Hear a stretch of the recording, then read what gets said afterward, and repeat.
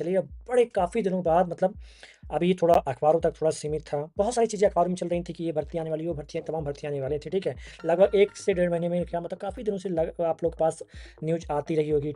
लेकिन आज हमारे एमपी गवर्नमेंट की ओर से मतलब वल्लभ भवन से एक लेटर सर्कुलेट हुआ है, ठीक है? उसमें बताया जा रहा है कि इन 5 सालों में कौन-कौन सी भर्ती की जाएगी, कौन-सी भर्ती नहीं की जाएगी। तमाम चीज़ें बताई गई हैं उसमें, ठीक है? बताया जा रहा है उसमें मैं आपको उसकी पीडीएफ दिखाऊँगा अभी, ठीक है? उसकी मेरे पास पीडीएफ है, मैं उसकी पीडीएफ आपको दिखाऊँगा।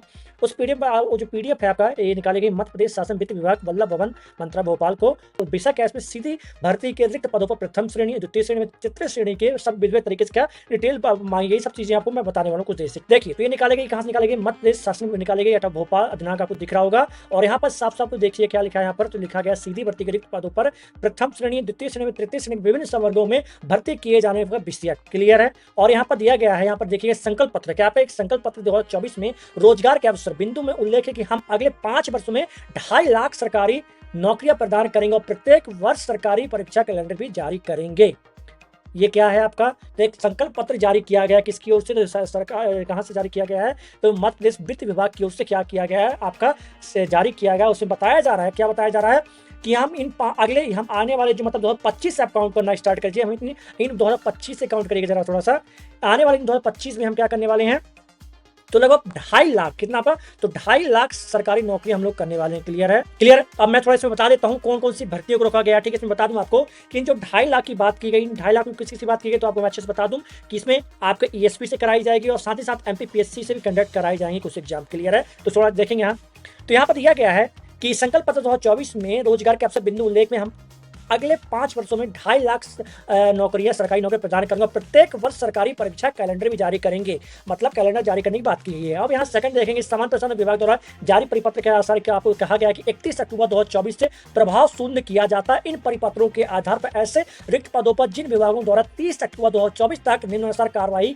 की गई है वह निरस्त नहीं मानी जाएंगी। क्लियर है इसके बारे में चर्चा करेंगे। इससे पहले आप यहाँ देखेंगे फर्स्ट पॉइंट सीधी भर्ती के रिक्त पदों भर्ती के लिए कार्रवाई हेतु पत्र कर्मचारी चयन मंडल ईएसबी और मध्य प्रदेश लोक सेवा आयोग एमपीपीएससी और अन्य संस्था को प्रेषित किए गए हैं। क्लियर नियुक्ति की जा चुकी है परंतु कार्यभार ग्रहण किया जाना शेष है। परीक्षा परिणाम के आधार पर नियुक्ति पत्र जारी किया जाना शेष है। और आपको देखिए यहाँ थर्ड पॉइंट देखेंगे राज्य शासन में सीधी भर्ती रिक्त पदों भरे जाने के समय वित्त के परिपत्र कुछ आपको दिया गया है। प्रत्येक वर्ष आपको क्या क्या सीधी भर्ती रिक्त पदों करना की जाएगी 2 करने क्या रहेंगी एमपीपीएससी में 2 संस्थाएं रहेंगी। ऐसे 13% पद जो पिछड़ा वर्ग के लिए अंतिम परीक्षा परिणाम के उपरोक्त रोके गए हैं इनको भी रिक्त पदों की गणना में नहीं लिया जाएगा। मतलब याद रखिएगा ठीक ये सब चीज़ बताई गई हैं। और यहाँ पर बताई गई हैं कि 2 चरण होंगे आपके 24 और 25 में ठीक याद रखिएगा। और उपरोक्त में से कुछ इस प्रकार क्या रहेगा फिर सीधी भर्ती तो यहाँ देखेंगे अच्छे से देखेंगे जरा ये आपको बताया गया है कि उपरोक्त कंडिका में आपको गणना के अनुसार ऐसे समर जिनमें रिक्त पदों की संख्या 51 से 2 तक है उसमें पद पूर्ति 3 चरणों में निम्न सिद्धांत के आधार पर की जाएगी। उस प्रकार की जाएगी सीधी भर्ती के पद और बटे सीधी भर्ती के कुल पद मल्टीप्लाई आपका 100 ठीक। और यहाँ देखिए यदि 33% से कम है तो एक बार रिक्त पदों प्रति हो जाएगी और यदि उससे ज़्यादा है तो कुछ इस प्रकार की जाएगी।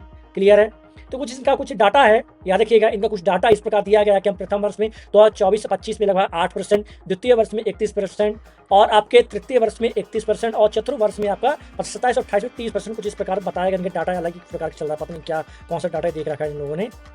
ये डाटा आप लोग देख लीजिए पीडीएफ में आपको प्रोवाइड कर दूंगा आप लोग खुद देख लीजिए क्या क्या कहा गया इनके अनुसार ठीक है। रिक्त पदों की पूर्ति के समय कैलेंडर मैनेजमेंट प्रभावित न हो इस बात का विशेष ध्यान रखा जाए। मतलब ये कहा जा रहा है ये साफ साफ तौर पे कहा जा रहा है यहाँ मैं आपको बताता हूँ। काफ़ी दिनों से हमारे जो माननीय मुख्यमंत्री जी हैं चीफ मिनिस्टर साहब हैं ठीक है वो काफ़ी दिनों से बोल रहे हैं हम लोग प्रत्येक वर्ष हम 1 लाख पदों की भर्ती की करेंगे और आने वाले कुछ समय हम 1 लाख भर्ती शुरू करने जा रहे हैं। आने वाले दिसंबर माह में हमारी 1 लाख भर्ती हो जाएगी लेकिन कब होगी पता नहीं ठीक है। खैर कोई बात नहीं आपको एक इन्फॉर्मेशन देनी थी कि कुछ इस प्रकार का पीडीएफ सर्कुलेट हुआ है ठीक है। अगर आपको पीडीएफ देखनी है तो मैंने कमेंट बॉक्स में क्या कर दिया है आप लोग वहाँ से जाकर देख लीजिए पीडीएफ में आपको मिल जाएगी। क्लियर है तो वहाँ जाकर आप पीडीएफ प्राप्त कर सकते हैं क्या बोला गया क्या नहीं बोला गया तो तमाम चीज़ें आप देख लीजिए ठीक है।